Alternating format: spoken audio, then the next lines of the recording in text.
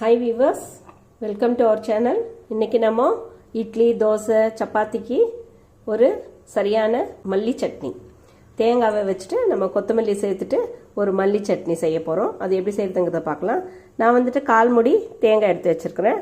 அதை ஒரு ஜாரில் சேர்த்துக்குவோம்.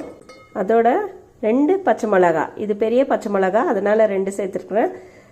இது காரம் கம்மியாக இருக்கும். நீங்கள் வந்துட்டு சின்ன பச்சை மிளகாய் இருந்தால் கூட 2 சேர்த்துக்கோங்க, அது சரியாக இருக்கும். ஸோ அதை இதில் சேர்த்துடலாம். அதோட 2 துண்டு இஞ்சி, அதையும் இதில் சேர்த்துக்கலாம்.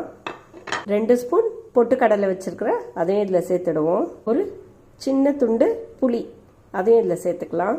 4 இலை கருவேப்பிலை, அதையும் இதில் சேர்த்துடுவோம். இதெல்லாம் நம்ம ஒரு சுத்து பல்ஸ் மோடில் அரைச்சிட்டு வருவோம். அரைச்சிட்டு வந்து பார்க்கலாம். மறுபடியும் இதில் சிறிதளவு தண்ணி சேர்த்து அரைக்க போகிறோம். இந்த அளவுக்கு அரைச்சிட்டு இருக்கிறோம். இந்த அளவுக்கு அரைச்சதும் இதுக்கு தேவையான உப்பு சேர்த்துக்கலாம். அதோட மல்லித்தழை இதையும் சேர்த்துக்கலாம். ஒரு சிறிதளவுக்கு இருந்தால் போதும், ரொம்ப கூட வேண்டாம். தேவையான அளவுக்கு போட்டுக்கோங்க. போட்டுட்டு மறுபடியும் இதெல்லாம் நம்ம அரைச்சிட்டு வருவோம். இந்த அளவுக்கு அரைச்சிட்டு வந்துட்டா போதும். இப்போ நம்ம பாருங்கள், லைட்டு க்ரீன் கலரில் ரொம்ப அழகாக நம்மளோட மல்லி சட்னி ரெடி ஆயிடுச்சு. இப்போ நம்ம இதை தாளிச்சிடுவோம்.